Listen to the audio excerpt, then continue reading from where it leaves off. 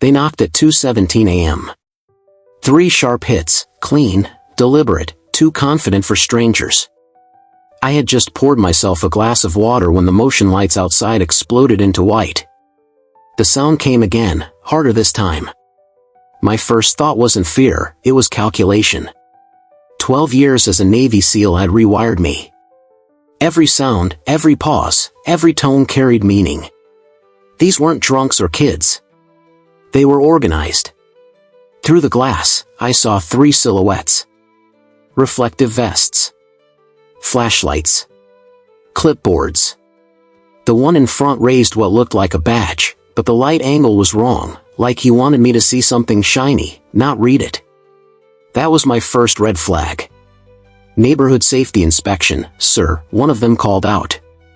"Routine check. We just need a minute of your time." His tone was calm, rehearsed.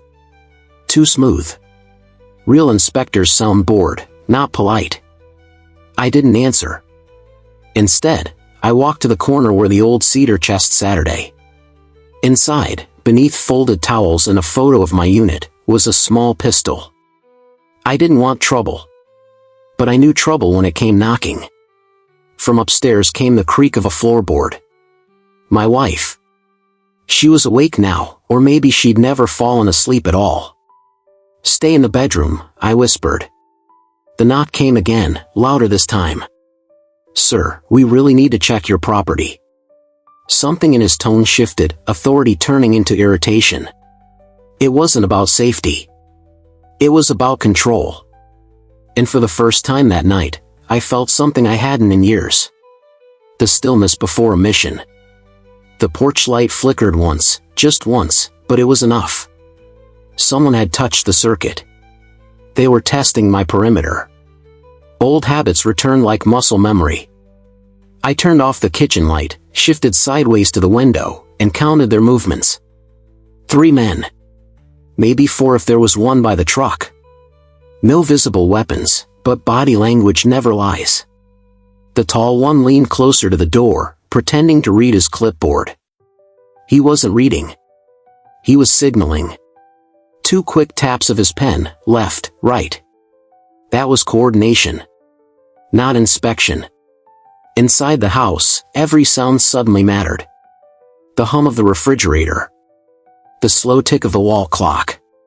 Even my own breathing felt too loud. I remembered something my instructor used to say. Control the noise, control the fight. I took 1 slow step back, checked the hallway, clear. Then I looked up. She was there. My wife stood at the top of the stairs, eyes wide but steady. "Is it them again?" she whispered. Her voice hit me harder than any explosion. Because she remembered. The letters. The warnings. The nights we thought it was over. I moved to the back of the house, pulled the small wooden panel behind the bookshelf. Not paranoia, preparation. Behind it was a security system I'd built myself, offline, unhackable. 3 men, 1 truck, 1 shadow near the fence. That was the moment my pulse slowed. Not fear. Focus. I'd been here before, just under a different sky. This mission wasn't about extraction. It was about protection. I reached for the emergency radio. Static hissed. No signal. Someone was jamming frequencies. That's when I knew they weren't pretending anymore. They were preparing to enter. The knock turned into pounding. Rhythmic. Controlled. They wanted me to open on their timing. "Sir, if you don't answer, we'll have to escalate," the tall one said. His boots crunched on gravel. A second voice muttered something sharp, an order. I unlocked the deadbolt halfway. Just enough for the click to echo. The sound made them pause. Real inspectors don't pause at cooperation. Predators do. "Who sent you?" I asked. My tone calm, level, surgical. "City Safety Division," the man replied. "Checking storm readiness." Storm readiness. In October. In Texas. The lie was too clean to be improvised. "Step back from the door," I said. You're too close to the threshold. Silence. Then a whisper, he's clocking us. Yes. I was. I'd been clocking threats my whole life. Through the side window, one of them glanced toward the truck. His other hand hovered near his belt, not holding a clipboard. 3 men. 1 vehicle. 1 mission, control the house. Then I heard it. A faint click. Metal on metal. A latch tool. I didn't shout. Didn't move. Just whispered to my wife. Go. Back room. Lock the door. Now. My heartbeat found rhythm again. Mission time. You never forget the sound of someone trying to take what's yours. It's not the noise, it's the intent hiding inside it. That night reminded me of every lesson the battlefield ever taught me. Stay calm. Stay patient. Stay invisible until it's time to strike. I used to think I'd left that life behind. But peace doesn't erase who you are. It only tests if you can control it. This story isn't about violence. It's about what happens when calm men are pushed too far. My name's Ethan Cole. I used to serve my country.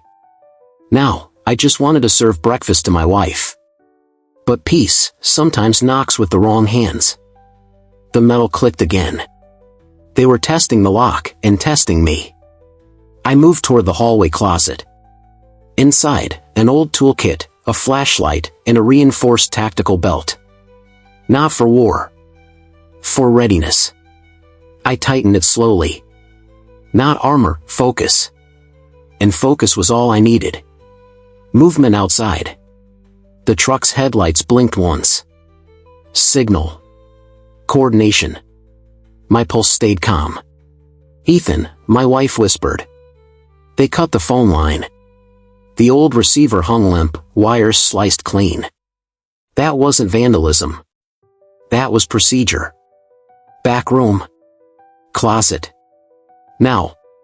She hesitated just long enough for our eyes to meet. The same look as before every deployment. Then she moved, quiet, precise. The pounding stopped. Silence heavy as steel. People only move this quiet when they're repositioning. Boots crunched gravel outside. 2 left, 1 on the porch, 1 by the truck. Camera feed flickered. They'd found the wires. For a second, I closed my eyes. Not to rest, to remember. The Gulf air. The calm's heartbeat. The lives I'd sworn to protect. Then I breathed. Calm. Controlled. Alive. They thought I'd forgotten how to fight. They were about to remember what a mistake that was. The world went still. No footsteps. No whispers. Just the sound of my own heartbeat. People think soldiers fear war. They don't. They fear coming home and not knowing how to live anymore. I'd spent years trying to believe the fight was over. That I could be a husband, not a weapon. But peace doesn't break with explosions. It cracks with whispers. Letters under doors. Shadows that don't belong. I thought of her upstairs, the woman who stayed through every silence. She was the reason I built this house. A fortress of love, not steel. And now, that fortress was under siege. Not by an army. By arrogance. I remembered her voice from years ago. Promise me, when you come home, leave the war there. And I did. Or at least, I thought I had. But standing barefoot on that floor, I realized. You can't leave behind what's in your bones. You can only choose what to do with it when it returns. I took a breath. Not today. Not here. Steel doesn't make a soldier. Discipline does. And tonight, discipline would keep me human. Glass shattered near the kitchen. A whisper. A shoe scraping tile. They were in. I moved low, silent. This was my home terrain. Their advantage was arrogance. Clear, one muttered. Left hallway, another ordered. I followed their shadows, like ghosts follow warmth. "You're trespassing," I said. The words came colder than I expected. The tall one stepped forward, gun drawn. "Fake inspector. Real weapon." My hand was faster. CQD, pivot, redirect, drop. He hit the floor. Gun slid away. His partner shouted. Too late. Second one fired upward. Distraction. I swept his leg, hit his ribs. He dropped. The truck engine roared outside. The fourth man coming. He burst in shouting, "Move!" But all he found was silence and the barrel of his partner's gun. "Storm readiness check complete," I whispered. He froze. You're military." "Get out," I said. "All of you." Rain started to fall. Not heavy. Just enough to wash the porch clean. They stumbled to the truck. None of them looked back. When the engine faded, I stood barefoot, soaked in rain. Not triumphant. Just tired. Because survival isn't victory. It's the cost of peace. The rain kept falling. The world rinsing itself clean. The porch light steady again. I sat on the steps. Wet cedar. Gun oil. Quiet. For the first time in years, silence felt earned. She came down, wrapped in a blanket. "I told you peace wasn't easy." I nodded. Not because she was right, but because she always was. Peace isn't the absence of danger. It's the courage to face it without losing yourself. The police came an hour later. They found tire marks, broken glass, blood that ended near the woods. But the story was already over. Not one for reports, one you carry quietly. Before going inside, I looked once more at the dark horizon. 3 men driving into a storm they tried to fake. Maybe they learned what I did. You don't win by being the loudest. You win by standing still when the noise comes for you. I closed the door. Locked it once.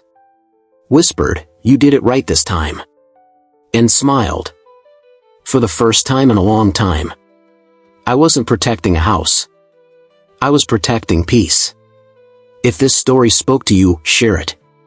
Because sometimes, the quietest battles teach the loudest lessons.